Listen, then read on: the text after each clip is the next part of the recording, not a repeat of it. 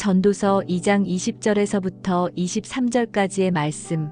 이러므로 내가 해 아래에서 한 모든 수고에 대하여 내가 내 마음에 실망하였도다. 어떤 사람은 그 지혜와 지식과 재주를 다하여 수고하였어도 그가 얻은 것을 수고하지 아니한 자에게 그의 몫으로 넘겨주리니 이것도 헛된 것이며 큰 악이로다. 사람이 해 아래에서 행하는 모든 수고와 마음에 애쓰는 것이 무슨 소득이 있으랴. 일평생에 근심하며 수고하는 것이 슬픔뿐이라.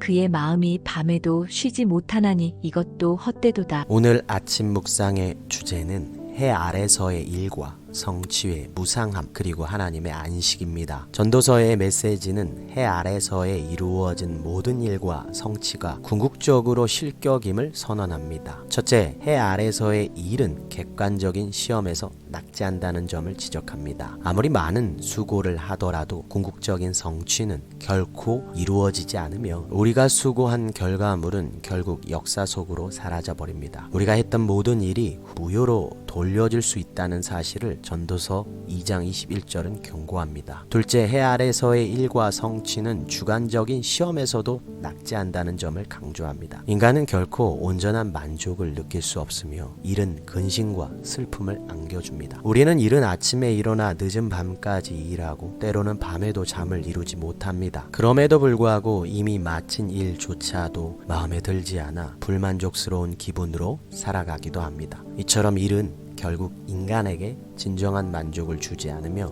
언제나 끝없는 고통과 근심을 동반합니다. 잠언은 일이 일정 부분 만족을 가져올 수 있다고 말하지만 전도서는 우리가 흔히 느끼는 가시덤불과 엉겅퀴 같은 고통을 상기시킵니다. 이는 타락한 세상에서의 일에 임한 저주를 보여주는 모습입니다. 창세기 3장에서 하나님께서 아담에게 일에 대한 저주를 내리셨듯이 타락한 세상 속에서 인간의 노력은 결국 고역과 좌절로 끝날 수밖에 없습니다. 세상의 일이 우리에게 진정한 만족을 주지 못하고 오히려 피곤함과 근심을 더할 뿐임을 우리는 매일 경험합니다. 그러나 하나님께서는 창조의 끝에서 안식하셨다고 기록되어 있습니다. 하나님의 안식은 우리가 이 세상에서 겪는 모든 고통과 불만족을 해결할 수 있는 유일한 답입니다. 또한 예수님은 폭풍 속에서도 주무시며 제자들에게 왜 무서워하느냐 믿음이 적은 자들아 라고 말씀하셨습니다. 하나님께서는 우리에게 성령을 통해 주시는 평안을 주시며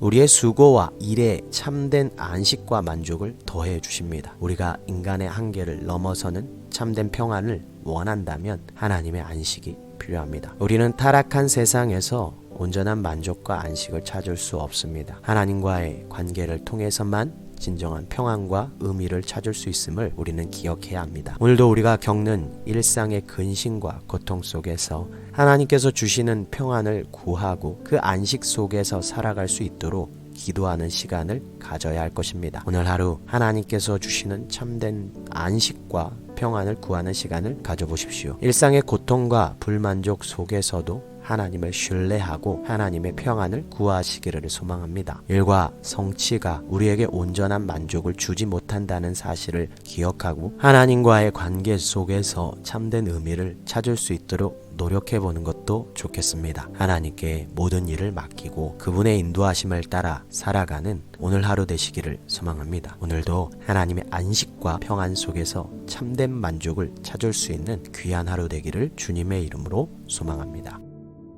막상 목표를 성취하고 보니 허탈했던 적이 있나요? 하늘의 해보다 오래도록 남을 나의 목표는 무엇이 있을까요?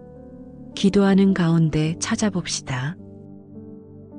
하나님 아버지, 완벽주의 때문에 무슨 일을 하든 눌립니다.